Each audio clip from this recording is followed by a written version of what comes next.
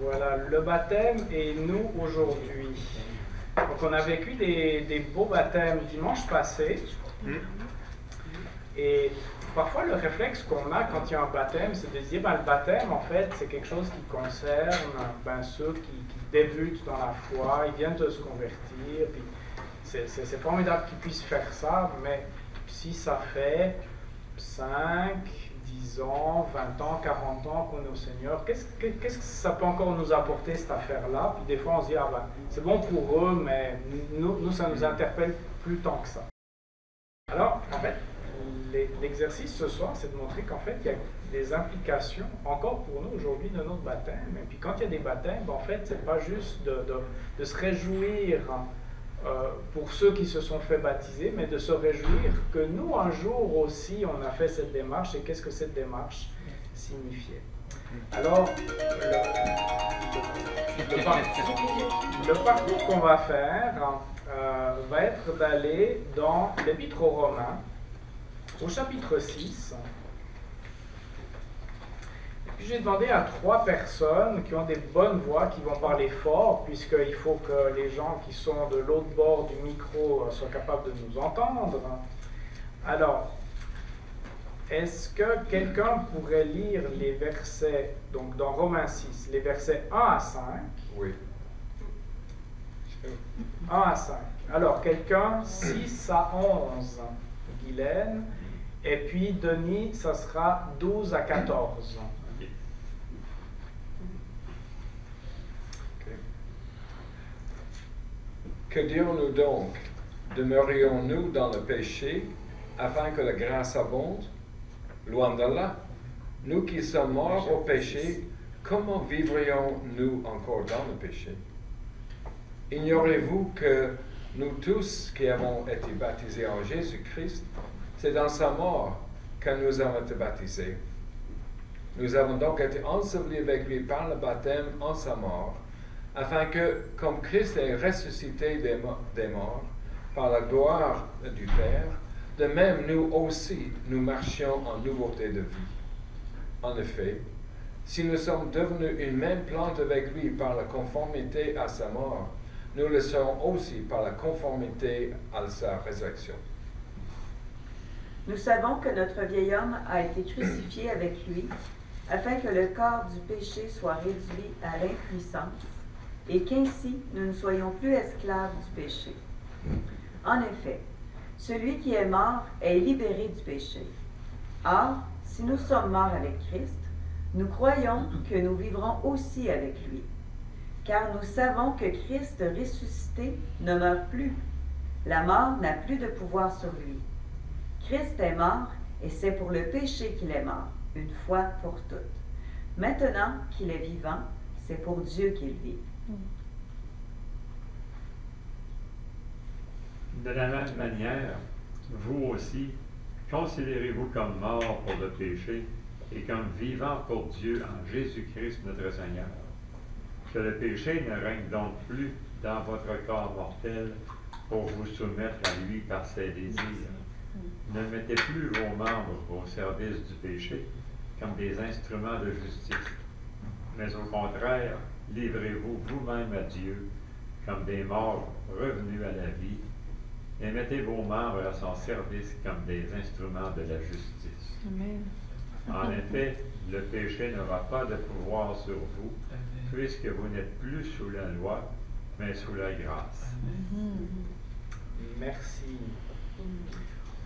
On réalise en lisant ça qu'il y a quand même des choses qui sont assez concrètes de la vie de tous les jours d'un chrétien, peu importe depuis combien de temps il est chrétien, n'est-ce pas? Cette question du rapport de notre ancienne nature, de la nouvelle nature qu'on a en Jésus-Christ. Je ne sais pas si vous avez des titres dans vos Bibles, mais moi, au-dessus du chapitre 6, c'est le rapport, le péché et la grâce. Alors, comment un chrétien découvre la vie chrétienne et vit la vie chrétienne en ayant un bon rapport entre le péché et la grâce, c'est quand même relativement important. Le chapitre 7, c'est entre le péché et la loi. Donc, comment faire la différence entre la nouvelle alliance en Jésus-Christ. Qu'est-ce que Jésus-Christ a fait, le chapitre 6? Alors que si on était sous l'ancienne alliance, on serait dans ce rapport, le péché et la loi, quelle différence ça fait? Donc, on commence quand même à réaliser que l'enseignement que l'apôtre Paul donne ici, il est vraiment important pour nous.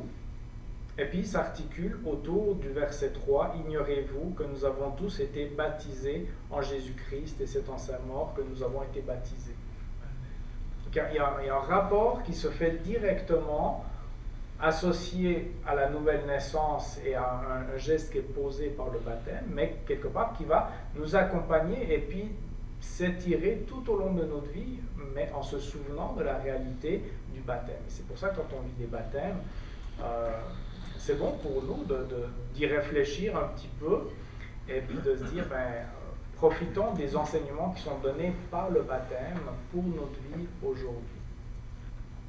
D'autant plus que, question très difficile, dans l'Épître aux Romains, à qui Paul est-il en train de s'adresser? Un chrétien de Rome.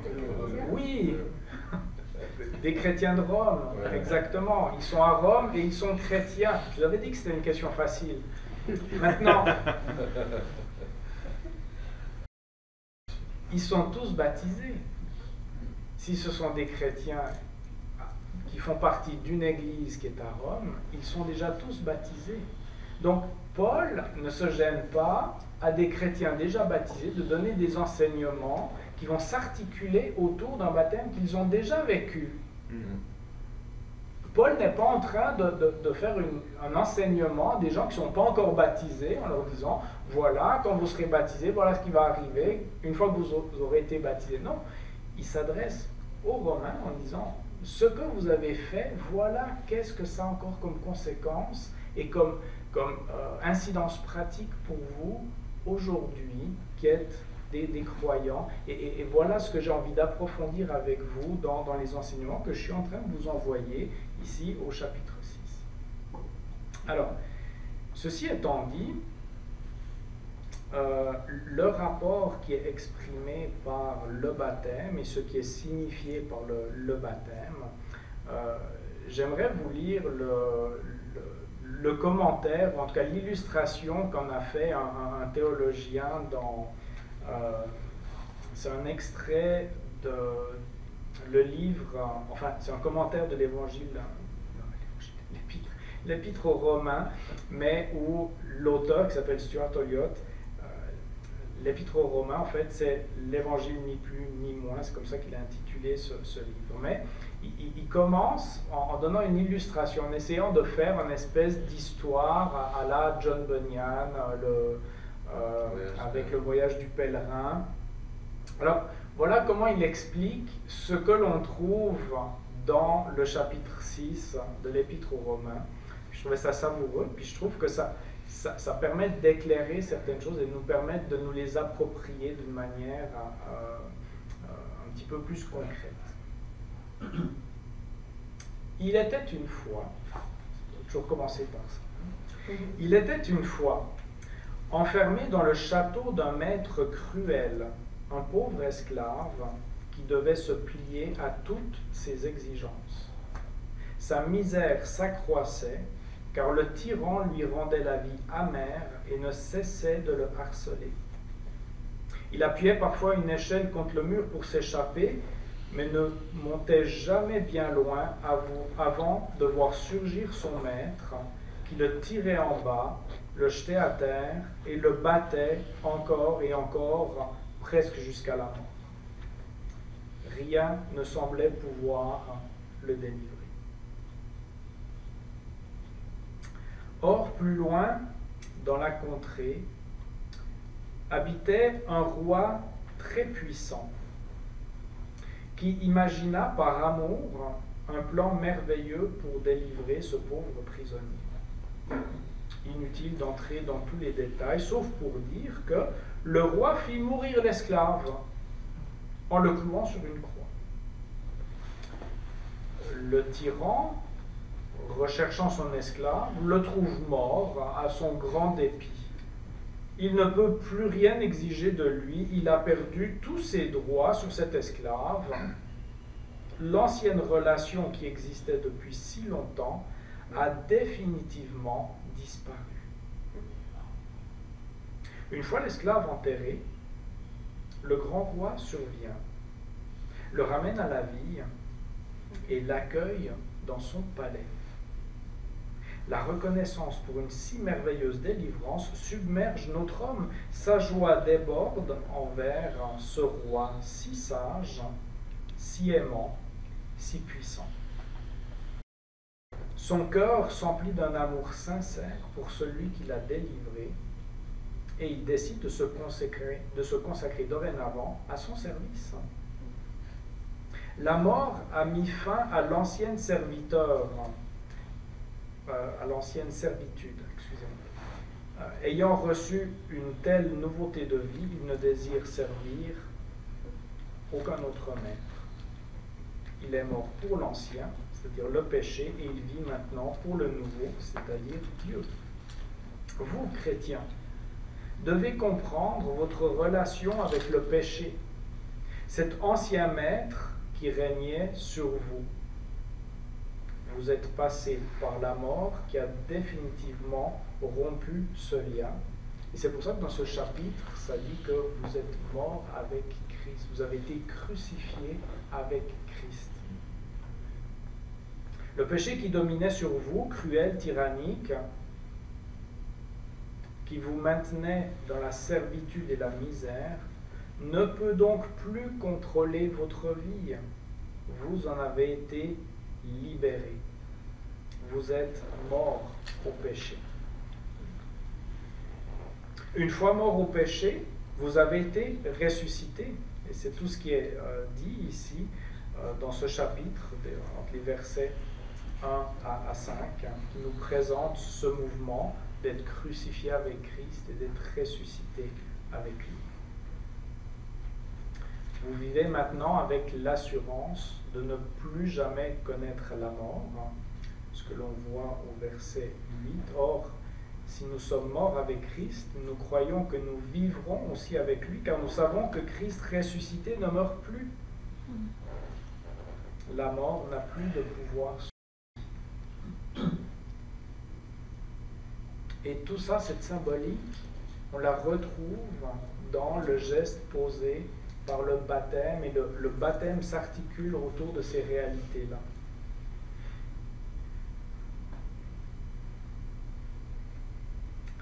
Vous possédez désormais un nouveau maître qui détient des droits légitimes sur vous. Il s'agit de Dieu lui-même. Alors on voit que dans ce passage, le croyant, enfin pour Paul, le croyant n'a pas deux maîtres, un petit peu comme si on pouvait être un petit peu comme si une maison avait deux propriétaires en même temps. Non, soit c'est un qui est propriétaire, soit c'est l'autre qui est propriétaire. Et puis, alors, pour Paul, eh bien, c'est pas comme si on avait deux maîtres qui, tour à tour, lui dicteraient quel comportement il devrait avoir, et puis qui serait un peu schizophrène, avec deux natures qui seraient tantôt sous l'influence de celui qui serait un petit peu plus fort que l'autre, et puis une espèce de bataille comme ça.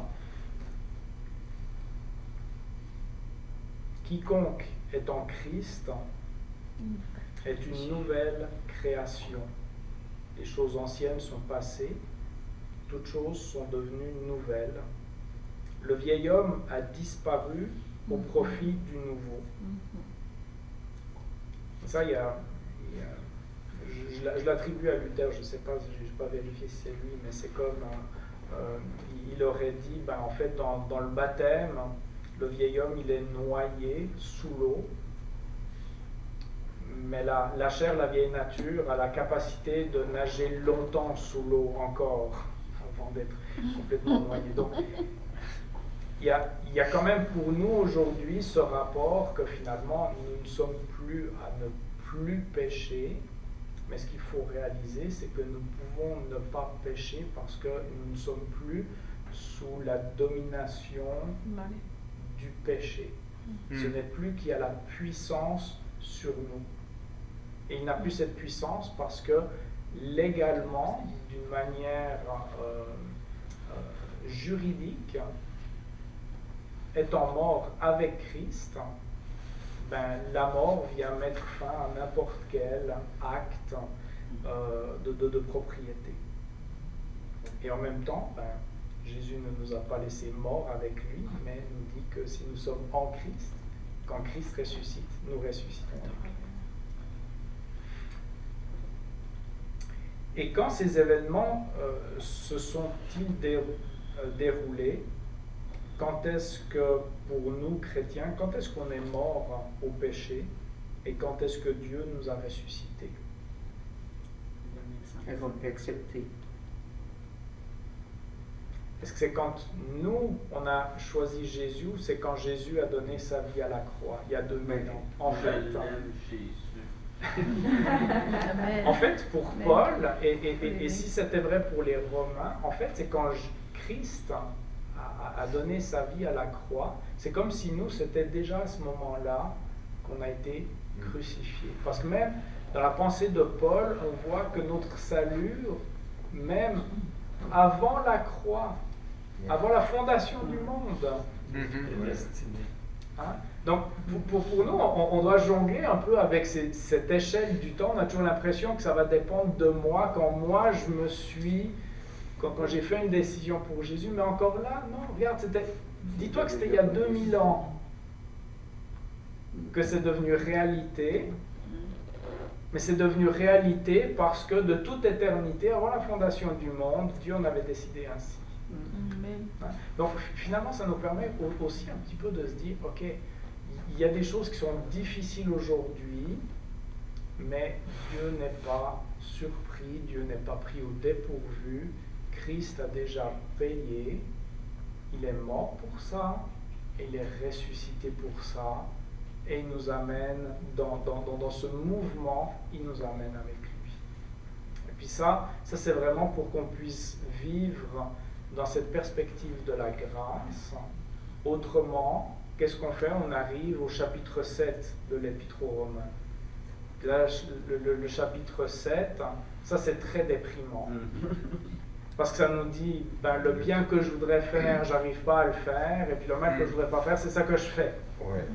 Et ça, c'est le rapport entre le péché et la loi, alors qu'on doit réaliser que nous sommes dans ce rapport entre le péché qui est une réalité, la grâce, et le baptême qui vient signifier ces choses.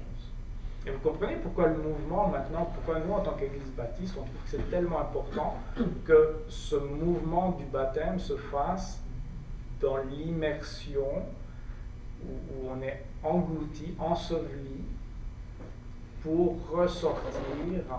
Et puis, je ne sais pas si vous avez vu les beaux smiles, les beaux sourires qu'il y avait quand Raoul et Merveille sortaient de l'eau, mais voilà, il y a quelque chose qui a été fait qui est vraiment porteur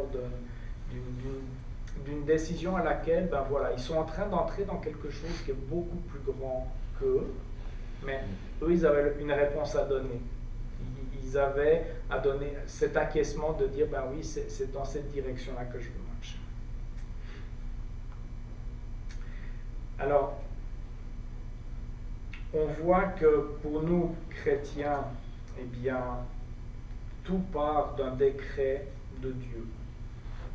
Dieu en a décidé ainsi, élu en Christ avant la fondation du monde, c'est Éphésiens 1,4, et qui fait que notre vie maintenant n'est plus considérée par Dieu uniquement comme notre vie, mais comme nous cachés en Christ qui lui a mené une vie parfaite. Si on meurt avec Christ et qu'on ressuscite avec Christ, quand le Père nous voit, il nous voit au travers de Christ, et Christ qui est le Fils parfait.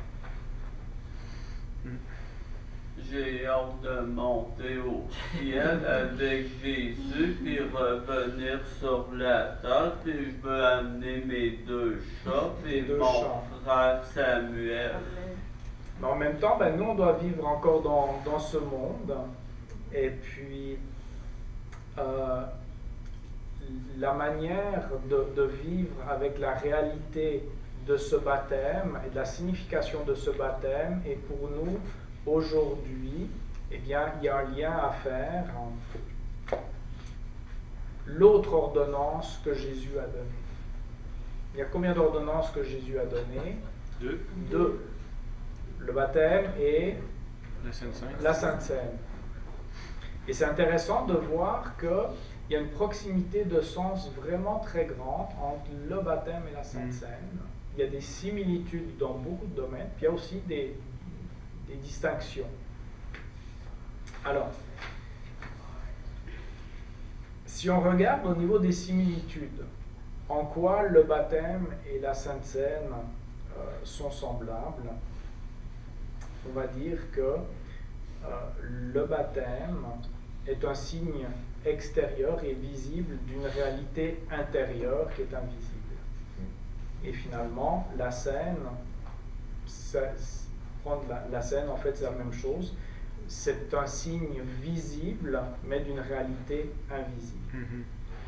Si on regarde maintenant le baptême comme le rappel que nous sommes avec Christ sur la croix, c'est-à-dire que nous sommes morts avec lui, notre être pécheur est mort, nous mourrons avec Christ. Eh bien, le sens de la scène, lui, va nous rappeler quoi? Que Jésus est mort à la croix. Et que le croyant, lui, en prenant la scène, se rappelle et se réapproprie l'œuvre de Christ à la croix. Le baptême, lui, va nous rappeler par ce mouvement que si nous sommes avec Christ, eh bien nous sommes ressuscités avec Christ et que nous vivons avec Christ. Et la Sainte Seine, qu'est-ce qu'elle nous rappelle?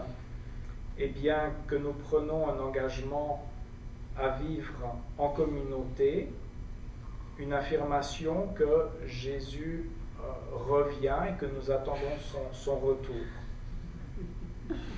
Qui fait très plaisir à Raphaël. Bien sûr, à nous autres aussi. Et à nous tous aussi. Alors, le baptême est un signe comme quoi nous désirons marcher à la suite de Jésus. Et puis, qu'est-ce que l'on voit? Les disciples, à la genèse de l'Église, dans Acte 2, on voit que ces disciples qui marchaient à la suite de Jésus, qu'est-ce qu'ils faisaient? Ils persévéraient dans l'enseignement des apôtres, dans la communion fraternelle, dans la fraction du pain, qui est la Sainte Seine, et dans les prières.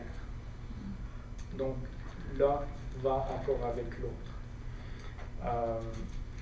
Le baptême, eh bien, le croyant s'identifie à Christ dans le repas du Seigneur. Eh bien, c'est la communion avec Christ, son corps et son sang, qui sont représentés par le pain et le fruit de la vigne que nous mangeons et buvons. Il y a comme cette identification qu'on retrouve aussi dans Jean 6, 53, 57. Le baptême signifie aussi que le croyant est incorporé à l'Église, qui est le corps de l'Église, et dans la scène, le croyant signifie son appartenance au corps de Christ, qui est l'Église, et à la communion des saints autour de la table du Seigneur.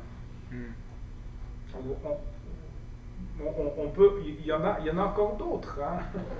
Mais l'idée c'est de voir vraiment cette grande proximité de sens qui fait que quand on veut aller au Seigneur avec le repas du Seigneur, on comprend que c'est quelque chose qui succède au baptême, un petit peu comme si on a besoin peut-être un moment d'un traitement médical, et puis que périodiquement après ça, peut-être à tous les 6 mois ou à tous les 2 ans, on a besoin d'un rappel ou de quelque chose qui va réactiver le traitement. Mais finalement, le traitement initial, c'est comme si c'était le baptême. On ne le fait qu'une fois pour toutes. On n'a pas besoin de se faire rebaptiser à tous les mois. Mais par contre, le repas du Seigneur, lui, à cause de cette proximité de sens, lui, périodiquement, on vient reprendre le repas du Seigneur qui va nous rappeler ces choses en rapport avec notre baptême, en rapport avec Christ et en rapport avec notre vie concrète. Et ce rapport, par exemple, dans l'épître aux Romains, au chapitre 6, comment avoir une vie où on va être victorieux par rapport au péché. Donc, on pourrait dire, une des grandes différences entre le baptême et la scène, il y en a un qui se fait qu'une seule fois, puis il y en a un autre qu'il faut répéter quand même souvent, un peu comme une piqûre de rappel. Hein. Mais le sens est vraiment très proche. Et puis c'est pour ça qu'on donne cette séquence conversion, nouvelle naissance, baptême et repas du Seigneur. Donc voilà un petit peu ce que je voulais repasser avec vous ce soir en vous disant, si vous avez été baptisé il y a peu de temps ou il y a longtemps, mais on peut vraiment être dans la reconnaissance que Dieu a voulu qu'il y ait un geste comme ça qui nous permette d'inscrire dans nos corps, dans notre vécu, des réalités spirituelles si fortes.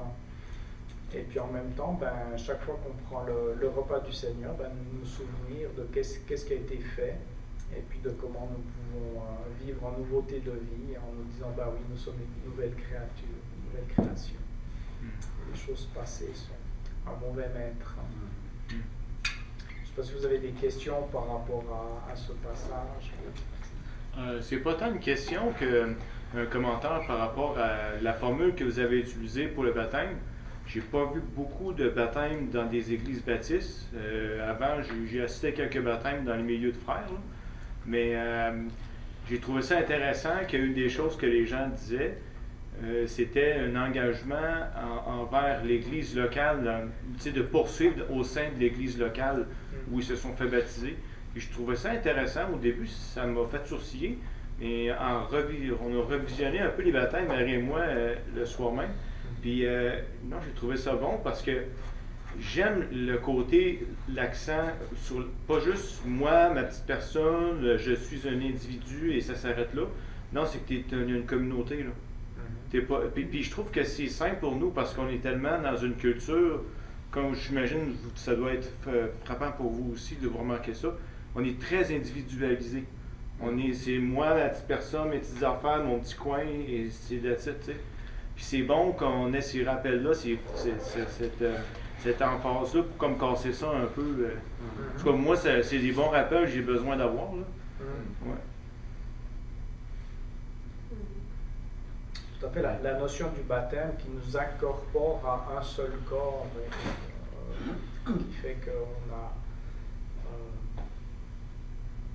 c'est un peu spirituellement, c'est comme le fait d'être greffé à Christ, d'être greffé au corps. Et bien le baptême ne produit pas cela, donc c'est pas un geste magique qui va produire cet effet, mais par contre, il en est la signification qu'on a été incorporé à un corps local d'une église locale, pas juste l'église universelle, vraiment l'église locale. Oui. Est-ce que il me semble que j'ai réalisé, je ne l'avais jamais réalisé avant, mais quand quelqu'un se présente à l'Église pour être accepté comme étant membre, oui, c'est le mot que je cherchais, bien, j'ai pas rêvé quand certaines personnes viennent de d'autres églises, vous les présentez comme étant une personne de part entière qui vient de notre église, puis qui vient nous rejoindre. Ça veut dire que c'est comme un frère qui part d'une place, qu'on l'amène, il ne perd pas comment dire, il perd pas sa foi, il perd pas rien, il est un membre entier qui s'en vient d'une autre église qui a été appréciée, puis qu'il vient vers nous. C'est ça aussi que vous faites. Alors, par exemple, là peut-être que ce dont tu parles, c'est un transfert de membre, de quelqu'un qui serait membre. Alors dans le cas le plus facile, on va dire.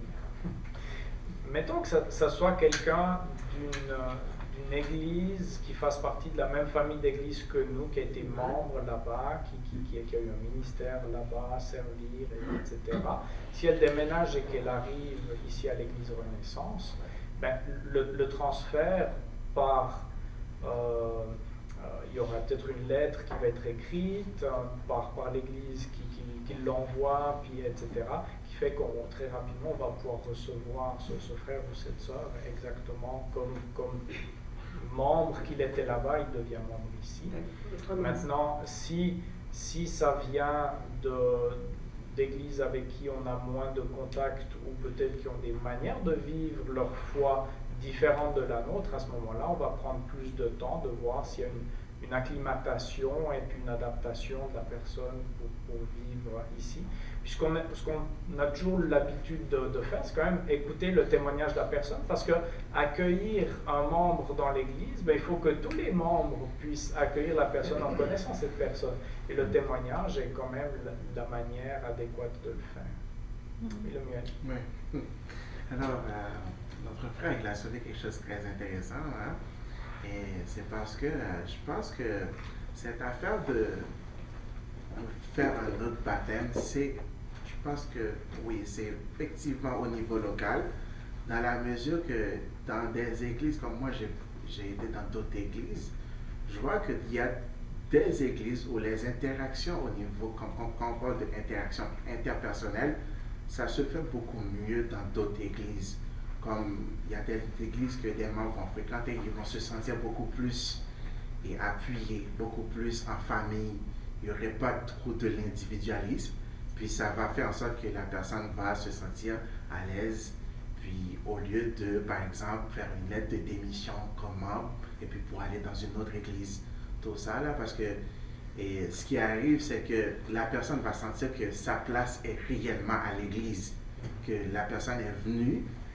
Il va non seulement contribuer au sein de la communauté, il va pouvoir travailler avec les frères et sœurs, mais il n'y aura pas comme un membre dans le corps de Christ qui va comme lui dire qu'il n'est pas capable ou qu'il n'est pas bon, on va le pousser à l'extérieur dans tout ça là, ou bien pour le bloquer, pour qu'il n'arrive pas à se sentir qu'il a sa place.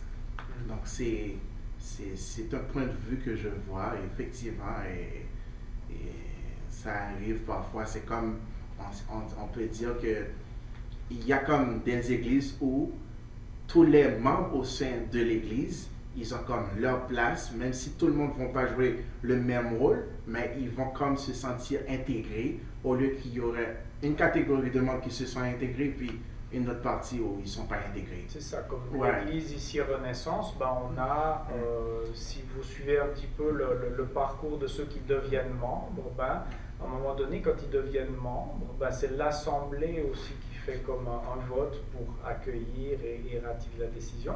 Mais on va leur demander de lire un document qui s'appelle l'Alliance et qui est un petit peu les règles du jeu entre nous en tant que membres, de quelle manière on s'engage les uns avec les autres justement pour se mettre au service de l'ensemble du corps, les dons et les capacités que nous avons.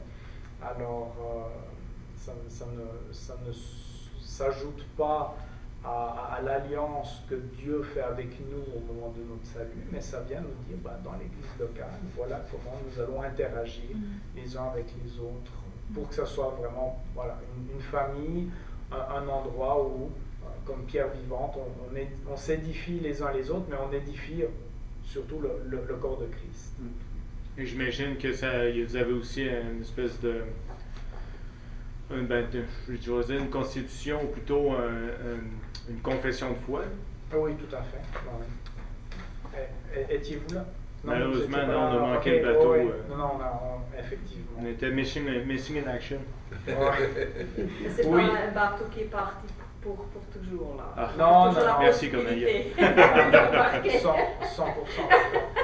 Denis. Je voulais juste dire mon expérience à moi. Avant d'arriver ici, j'étais membre d'une église de l'Alliance, mais premièrement, j'étais membre du corps de Christ avant d'être membre de l'Alliance. Et quand je suis venu ici, ça ne me donnait pas de problème en tant que tel, parce que je savais que j'étais d'abord membre de l'Église de Christ. Puis je m'insérais facilement. C'est certain qu'il y avait des règlements, comment on dit ça Des usages. des lois, des lois de l'Assemblée, je cherchais le nom. Des règles. Oui, des règles. Bon, c'est ça. Des manières de faire. Hein. Oui, des manières de faire. J'ai toujours considéré que d'abord, je fais partie du corps de Christ. Tout à fait. On part toujours d'une réalité spirituelle, mais qui va s'enraciner ou s'incarner dans, après, quelque chose de très concret, de très terre à terre. Ce qui fait que, on osait avoir la tête dans les nuages, mais les deux pieds sur le plancher des vaches. Une expression suisse. C'est une expression suisse, voilà. Québécoise. On la connaît, Aussi? on la connaît. Ah oui, Oui, ah oui, oui, oui. ah oui. C'est vache Dans les cloches. Alors, on va terminer par la prière. Seigneur, on était tellement remplis de joie et c'était tellement touchant, Seigneur, de voir les vies que tu as transformées, que tu as appelées. Et Seigneur, que ça s'est manifesté par cet engagement clair, public, ces professions de foi, et comment d'une manière diversifiée, Seigneur, tu agis dans la vie des uns et des autres. Alors merci pour ces baptêmes qu'on a pu voir dimanche passé. Et Seigneur, merci parce que aussi, quand on prend la peine de s'arrêter, de voir tout ce qui est associé à cette notion de baptême, Seigneur, combien c'est quelque chose qui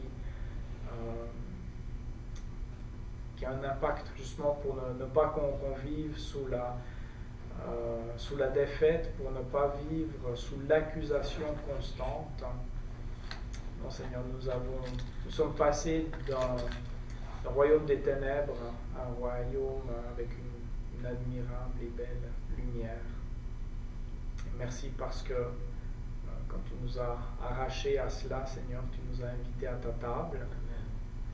Et merci parce qu'elle est couverte de mets qui sont succulents. Merci parce que Jésus-Christ est notre vie.